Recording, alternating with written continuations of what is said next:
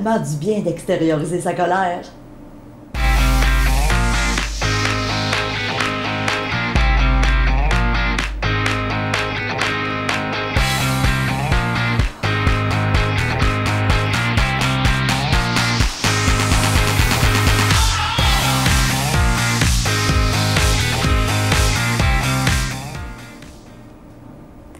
Bonjour et bienvenue à Mastef TV, votre télé inspirante. J'espère que vous allez bien aujourd'hui. Je pense que vous allez l'avoir deviné.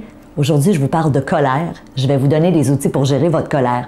Laissez-moi tout d'abord me présenter. Je suis Stéphanie Milot et je me suis donné une mission, c'est de vous inspirer. C'est d'inspirer 10 millions de personnes au cours de la prochaine décennie à avoir une vie plus satisfaisante, plus équilibrée et à la hauteur de leurs rêves. Alors, merci de faire partie de ces gens.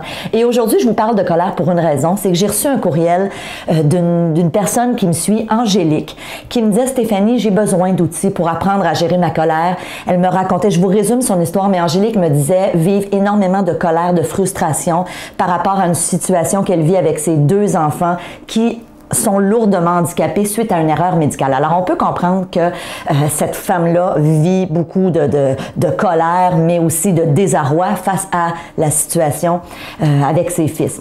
Alors, pour Angélique, mais aussi pour toutes les personnes qui vivaient de la colère, parce que je pense que vous allez être d'accord avec moi, comme être humain, c'est une émotion qui fait partie de la vie. Il y a des gens qui en ressentent beaucoup plus souvent que d'autres. Moi, pendant des années, j'ai aidé des gens en consultation, en psychothérapie, et j'avais des clients qui venaient consulter vraiment expressément pour ça, pour apprendre à gérer leur colère. Il y a des gens, peut-être que vous en faites partie, qui écoutent aujourd'hui et qui disent, ben moi, c'est rare, mais ça m'est déjà arrivé, ça m'arrive à l'occasion. La colère fait partie de la vie.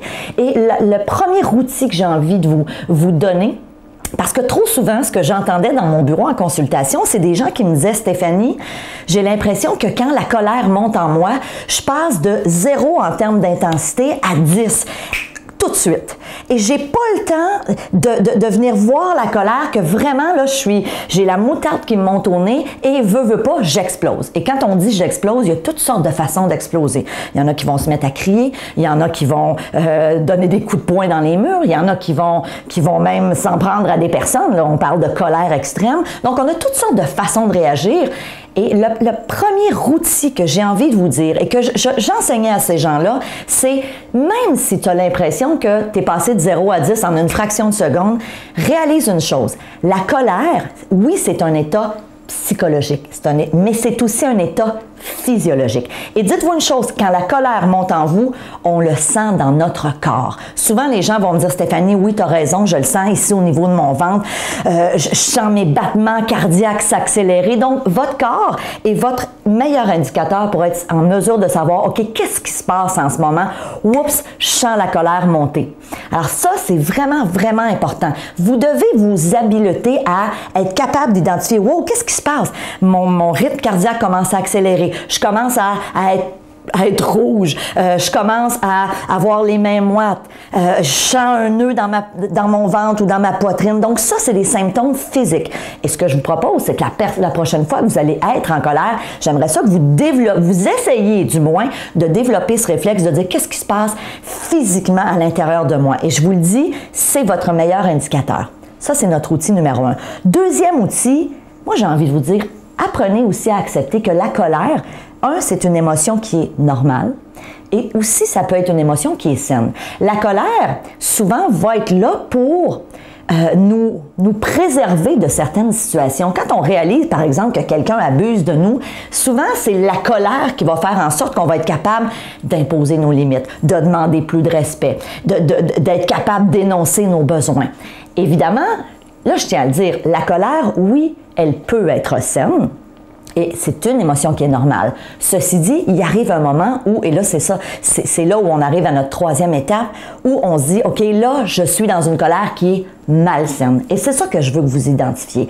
Est-ce que vous êtes tombé dans un pattern dans votre vie où rapidement des petits incidents vont vous mettre en colère et vont faire en sorte que rapidement vous allez arriver à 10 au niveau de l'intensité de l'émotion et que là, veut pas, quand on est à 9 ou à 10 sur 10 dans l'intensité de la colère, qu'est-ce qui se passe? La plupart du temps, on n'agit pas de la bonne façon. Souvent, on va se mettre à crier et le pire, c'est que très souvent après, on se sent coupable. Donc moi, j'appelle ça un cocktail d'émotions. J'ai vécu de la colère, j'ai pété les plombs, j'ai donné un coup de poing dans le mur où j'ai crié après mon partenaire ou un collègue de travail ou mon enfant, et après, avec du recul, je le regrette.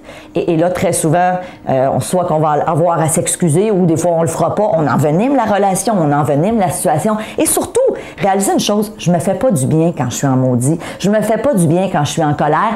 Et pensez-y, pensez à toutes les fois dans votre vie où vous avez vécu de la colère. Est-ce que la colère vécue à une intensité extrême a fait en sorte que vous avez résolu la problématique que vous viviez?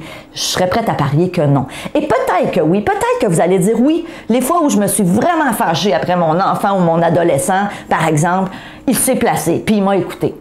Et j'ai envie de vous dire oui, peut-être, mais à quel prix? Est-ce qu'on n'a peut-être pas détérioré la relation? Est-ce qu'on n'a peut-être pas brisé la confiance? Est-ce qu'on a peut-être fait de la peine à l'autre? Donc, oui, j'ai atteint mon objectif, mais aussi il y a un prix à payer. Et ça, c'est vraiment, vraiment important.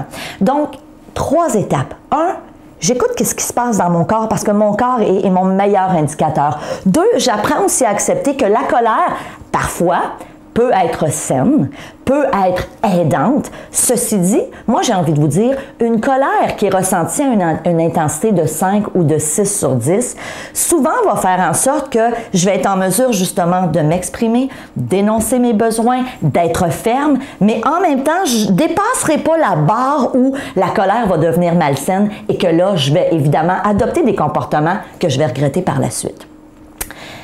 Pour Angélique, et pour toutes les personnes qui m'écoutaient, parce que là, je vous ai parlé de colère. Et évidemment, j'ai envie aussi d'aller plus loin, de vous donner d'autres outils pour gérer non seulement votre colère, mais aussi vos émotions. Vous le savez, on est des êtres humains, on a envie des émotions. J'ai moi-même publié un livre qui s'appelle « Émotions quand tu nous tiens ». Ça fait une dizaine d'années que j'ai publié ce livre-là. On l'a réédité à plusieurs reprises. Les gens me disent « Stéphanie, dans ton livre, je comprends maintenant d'où proviennent mes émotions ». Alors, ce que je vous propose, si vous êtes membre premium, allez voir la prochaine entrevue dans laquelle je vais vous partager 5 outils puissants pour être en mesure d'arrêter votre discours intérieur. Parce que ce que vous allez apprendre, c'est que notre colère, on croit souvent à tort que la colère, ça vient des autres, ça vient du comportement des autres, ça vient de certaines situations, de certains événements.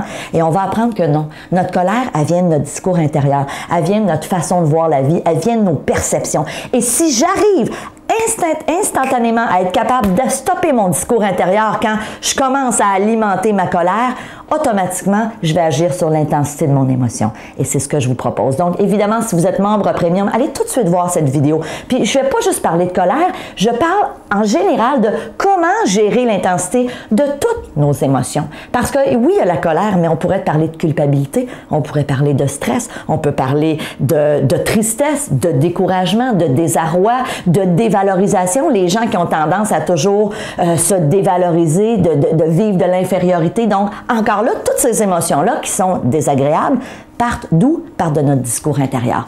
Donc, pour les membres premium, allez voir tout de suite cette entrevue. Je vous partage 5 outils puissants pour mieux gérer vos émotions. Si vous n'êtes pas membre premium, je vous invite à prendre l'information. Vous allez voir, vous allez, en devenant membre premium, avoir accès à plein de contenus à toutes les semaines. On développe du contenu exclusif juste pour nos membres premium. Vous avez souvent des cadeaux au fil de l'année. Vous avez aussi un billet pour venir à une des soirées qu'on offre une fois par année, donc on peut se rencontrer en personne. Prenez l'information.